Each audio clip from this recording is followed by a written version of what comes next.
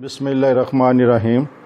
Dear students, अस्सलाम वालेकुम। Political science MCQs part 1, ये लेक्चर नंबर 9 है जिसमें हम MCQ करने लगे हैं और टॉपिक है हमारा राइट्स। तकरीबन एंड पर हम पहुंचने वाले हैं इस सब्जेक्ट के। तो आज पहला इसका करते हैं राइट्स पर। Comment on this statement.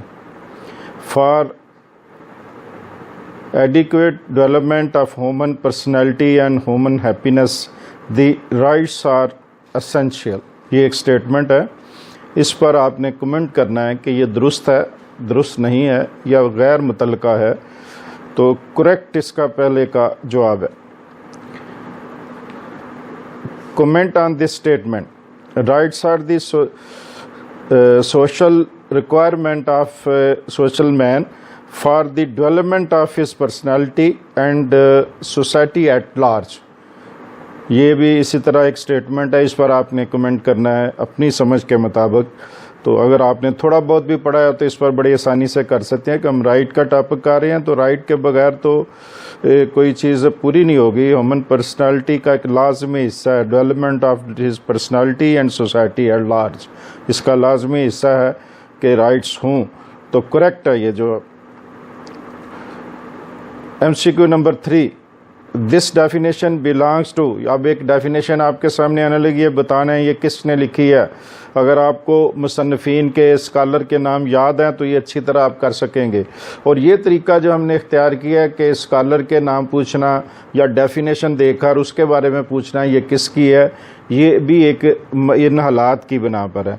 Otherwise MCQ बड़ा मुख्तसर बनाएं तो ज़्यादा बेहतर रहता है। इस तरह बनाने का मकसद क्या है, चूँकि अभी तक यूनिवर्सिटी का जो असरार है वो ये है कि मे भी सब्जेक्टिव हो जाए, मे भी MCQ पर हो। तो दोनों फॉर्म में करना है तो सब्जेक्टिव इस तरह टच रहेंगे आपके। डेफिनेशन तो लाजम सब्जेक्टिव में आपने लिखनी है, तो वो आप याद रखें किसकी है, ये भी याद रहना चाहिए।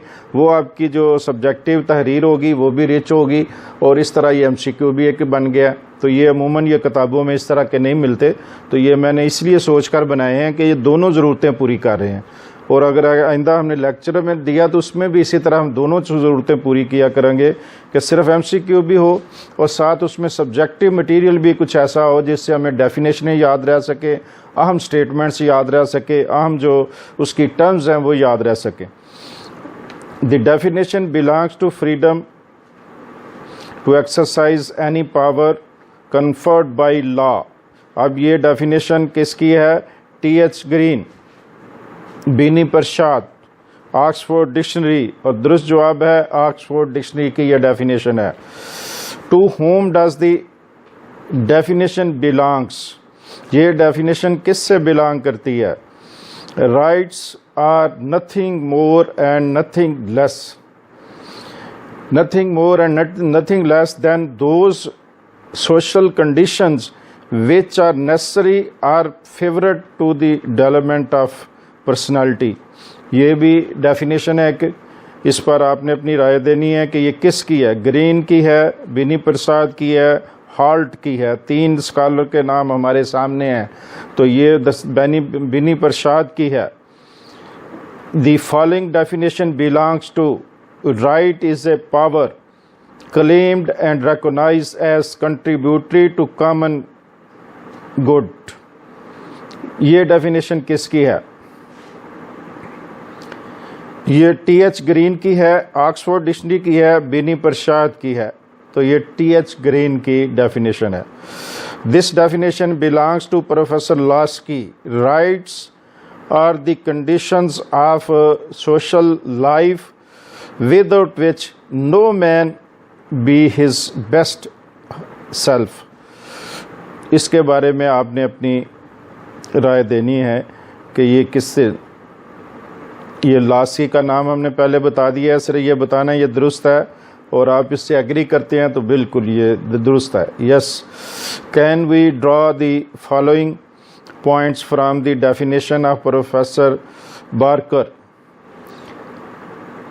एक्सटर्नल कंडीशंस एक ऑप्शन है हमारे पास, दूसरा ऑप्शन है कैपेसिटीज ऑफ द पर्सनैलिटी।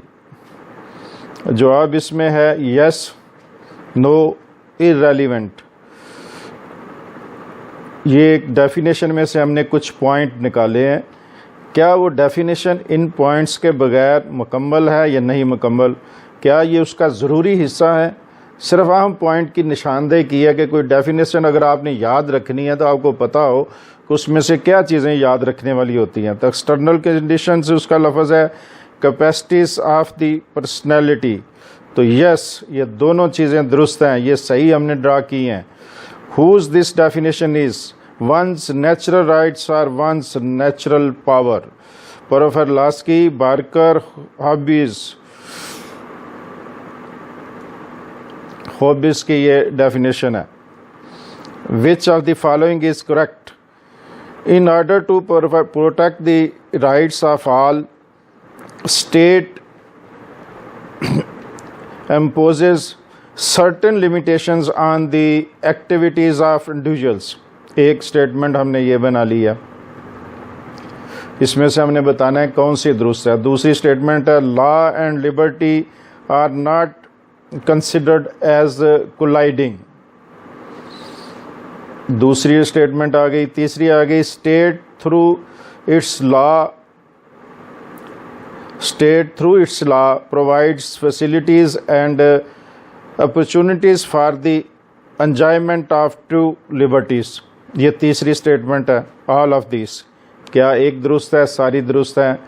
तो in order to protect the rights of all, तमाम के हकूक़ की हिफाजत के लिए state imposes certain limitations on the activities of individuals, के हर फर्द के जो एक्टिविटीज़ हैं उस पर कुछ लिमिटेशन जो है वो मुकर्रर करेगी ताकि वो राइट्स सेफ हो सकें। Law and liberty are not considered as colliding. Law और लिबर्टी दोनों आपस में कोलाइडिंग नहीं है। ये भी स्टेटमेंट आपने देखना है कि क्या हम दुरुस्त है ये statement. State through its law provides facilities and opportunities for the enjoyment of true liberties. क्या जो रियासत है वो कोई लॉ बनाती है, लॉ मुहैया करती है ताकि जो राइट्स हैं वो फैसिलिटेट हो सके और उन्हें ज़्यादा से ज़्यादा मौका मिलें कि लोगों के हकूक़ सेफ़ रहें। तो ऑल ऑफ अबव दुरुस्त है, सारी स्टेटमेंट दुरुस्त है। ये डेफिनेशन नहीं है किसी की, ये वो मटेरियल है जो आपने जब अगर सब्जेक्टिव देना पड़ा तो आपने ये सारी स्टेटमेंट लिखनी है। तो उसका आपने बताना है, ये अहम पॉइंट है जो आप बताएंगे तो पता चलेगा जी हाँ आपको समझ है कि इस मटेरियल में क्या चीज़ देनी है। Choose the correct answer. Law removes impediments to freedom of action and thoughts. Law क्या करता है? वो रिमूव करता है वो रुकावटें, वो हर्डल्स जो फ्रीडम जो ऑफ एक्शन और थाट में पैदा होती हैं। The provisions of such facilities and privileges is known as rights। तो जो लॉ पैदा होते हैं फैसिलिटी और प्रिविलेज के नतीजे में उनको हम राइट कहते हैं। Rights are the law claim of individuals recognized by the state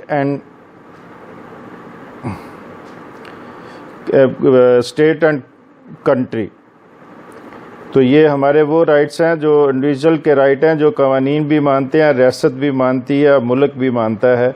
तो ये क्या दुरुस्त है या नहीं है? तो all of this correct. Comment on this statement. Laws of state are the no doubt legal source of right but this isn't all. इसमें कोई शक नहीं कि रियासत का जो कवानीन है लीगल सोर्स होते हैं राइट्स के देने में, लेकिन ये मुकम्मल सच भी नहीं है। Yes, no, irrelevant. आपका इस पर क्या कमेंट है? तो आपका ये है कि yes. Choose the correct answer. Right spring from human personalities. क्या ये स्टेटमेंट दुरुस्त है? There is very possibilities that a state may not recognize certain rights। क्या ये मुमकिन है कि रियासत बाज़ हकूक़ को तस्लीम ना करे? सी है correct all of above. D है none of above of correct. तो इसमें ऑल ऑफ अबव करेक्ट है। Choose the correct answer. Under the circumstances the government are remained under pressure give legal recognition to some rights। उसके बाद है सच rights are termed as right when they are enforced by law. वो उस वक़्त law बनेंगे जब right वो उस वक़्त माने जाएंगे जब वो कानून के ज़रिए उन्हें नाफज किया जाएगा। एक सी ऑप्शन है बस there importance is indispensable part of human personality. उनका कोई मुतबादल नहीं है, उसकी बहुत ज़रूरत है इंसानी ज़िंदगी में, इंसानी शख्सियत में उसका बड़ा किरदार है। ऑल ऑफ दिस, यह चौथा ऑप्शन है हमारा और दुरुस्त है, ऑल ऑफ दिस दुरुस्त है। कमेंट ऑन दिस स्टेटमेंट, ये स्टेटमेंट अब देखें आप। The rights are considered to be fruit of French revolution, कि फ्रेंच रेवोल्यूशन जो आया था उसके नतीजे में बहुत से मुल्कों ने अपने मुल्कों में दिए थे। तो ट्रू है, फॉल्स है, इरेलीवेंट है। तो ये ट्रू है वेस्टर्न राइट्स के हवाले से, इस्लामिक लॉ के हवाले से तो हम समझते हैं कि खुतबा हज्जतुल वदा जो है वो हमारे हकूक़ की बुनियाद है। मुसलमानों के लिए सबसे बड़ी बात यह हुज़ूर सल्लल्लाहु अलैहि वसल्लम ने जो आखिरी खुतबा दिया था उनमें बुनियादी हकूक़ का तयन कर दिया था। What are this natural rights, moral rights and legal rights? ये क्या चीज़ें हैं? काइंड्स ऑफ राइट हैं, नेचर ऑफ राइट्स हैं, कंडीशंस ऑफ राइट हैं, नन ऑफ दीज है। तो ये हैं kinds of right. Commitment on this statement, human rights emanate from natural law, hence part of natural rights. True, false, irrelevant. तो इस पर आपने राय देनी है कि ह्यूमन राइट्स जो है वो नेचुरल लॉ से ड्रॉ हो रहे हैं या क्या उसे हम कहेंगे। तो ट्रू है ये statement. What are the comments of following statement? They regarded that rights are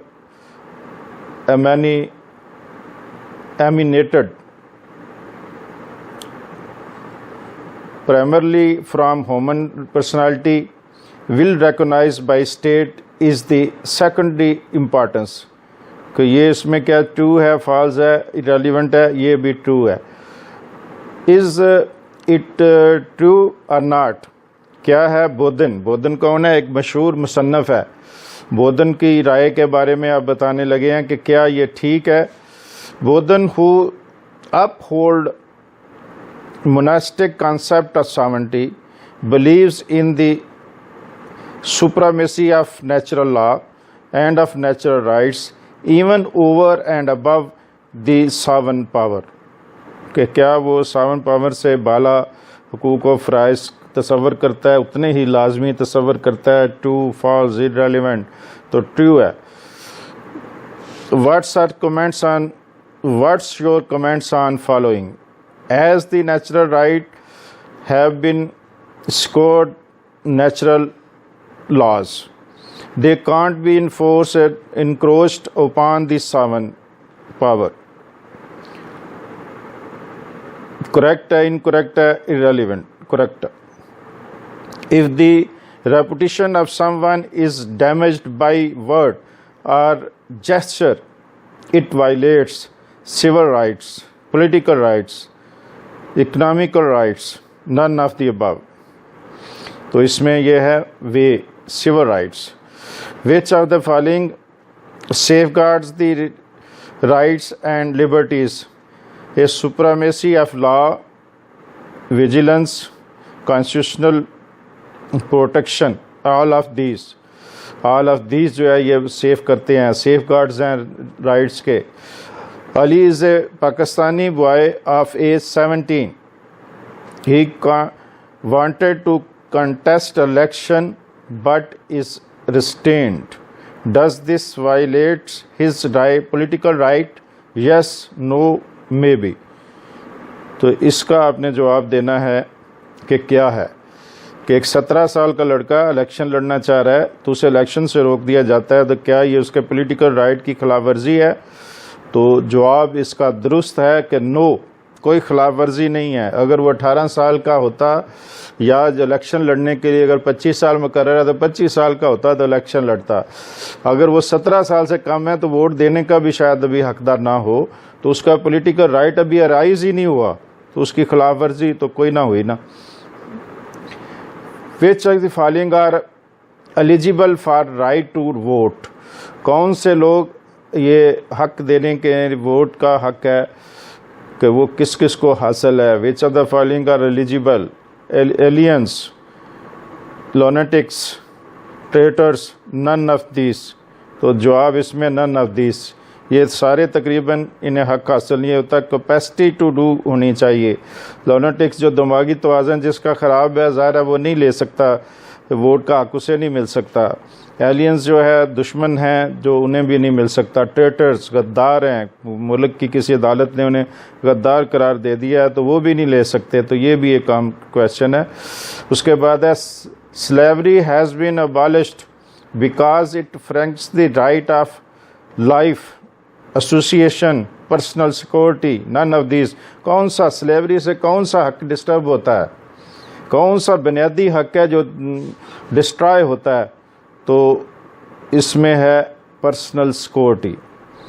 25 rule of law applies to right to reputation, right to ownership, equality before law, all of the above. Rule of law applies किसको सबसे ज़्यादा touch कर रहा है यहाँ? तो equality before law. ये हमारा आज का मुकम्मल हुआ। बहुत शुक्रिया। अस्सलाम वालेकुम।